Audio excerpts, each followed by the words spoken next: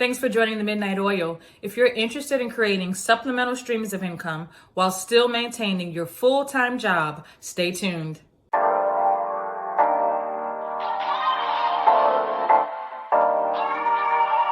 Today's episode focuses on how to protect yourself, your business, and your money as a Turo host. For those of you who may not be familiar with Turo, Turo is a car sharing service. It's essentially the Airbnb of cars. So you, me, anybody with an eligible vehicle can place their car on the Turo platform and begin creating supplemental streams of income, whether that be on a full-time or part-time basis. I currently am a Turo All-Star host in the Richmond, Virginia area. I have a small fleet of 3 vehicles that I host, and as a result, I'm able to create several thousands of dollars of supplemental income on a monthly basis. Now, similar to any business, Turo does have some risks associated with it. So today's video, I will focus on things that you can do to mitigate or reduce the risk associated with being a Turo host. But before I do, please take a minute to click like and subscribe. It helps my channel continue to grow. So the first thing that I'll mention is your protection plan. Now, your protection plan is provided by Turo unless you're a commercial host. There are a number of things that you can do to make sure that your protection plan continues to be in place for the entire duration that your guests have your vehicle. The most important of those is taking good photos. Now, before you check in the vehicle as a Turo host, it's your responsibility to take photos to document the condition that you provided your guests with the vehicle.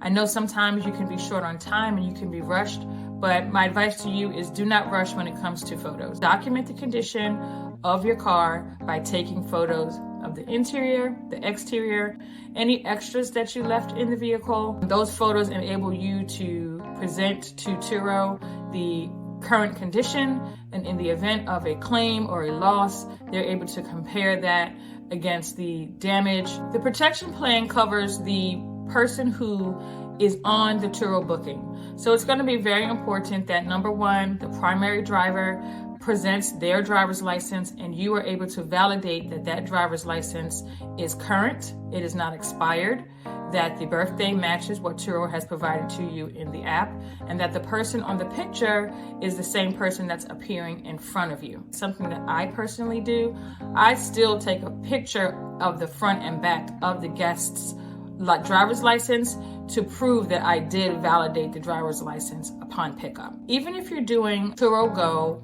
or a remote drop-off and pickup via lockbox, it's still very important for you to validate. You get your guests to send those photographs that are required, a photograph of the ID, then a photograph of them with their face in the picture like this, standing next to the vehicle. That is your proof that the person who picked up the car is the same person who booked the vehicle. A guest also has the opportunity to add an additional driver. You do not have to validate the ID of the additional driver, but it is important that your guest understands if anyone else is to drive your vehicle, that they do need to add that additional driver to the Turo booking. You also want to make sure that you're sticking to the drop-off and pickup times that are in the booking. Essentially, that is the duration of time that the protection plan is in place. Now, of course, you may have guests that show up late or show up early. If your guest is showing up early, I would ask them to change the pickup time in the app or wait until the pickup time that is in the app. Your guest is running late, advise your guest that you're going to need them to either extend their trip or return the car immediately. In the event that you do have a late drop-off, reach out to Turo, advise them of the late drop-off in order to extend the protection plan coverage.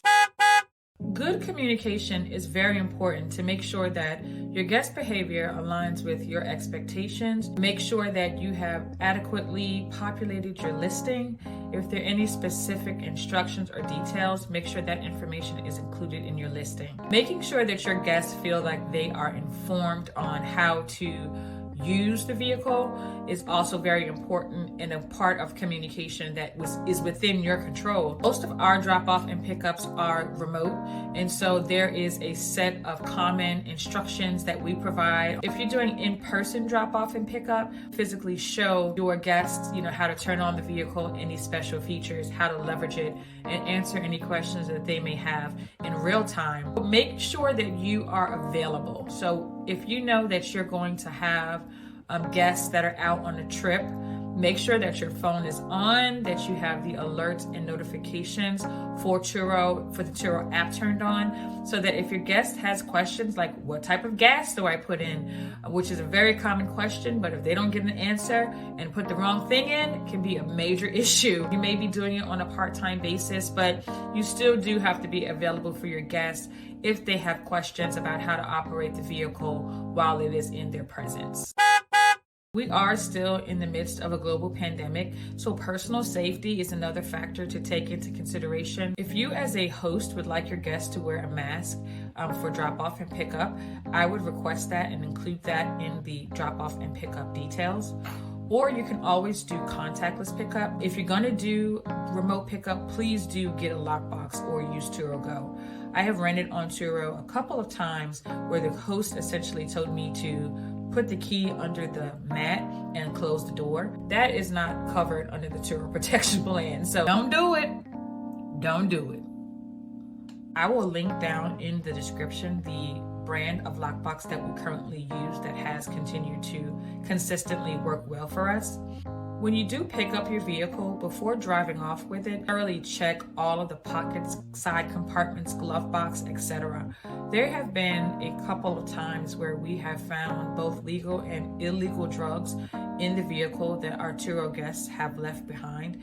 That is not something that you want to get caught with in your vehicle unknowingly in the event that you were to get pulled over by law enforcement. Please continue to click like and subscribe, and thank you for letting it burn. We'll see you on the next one.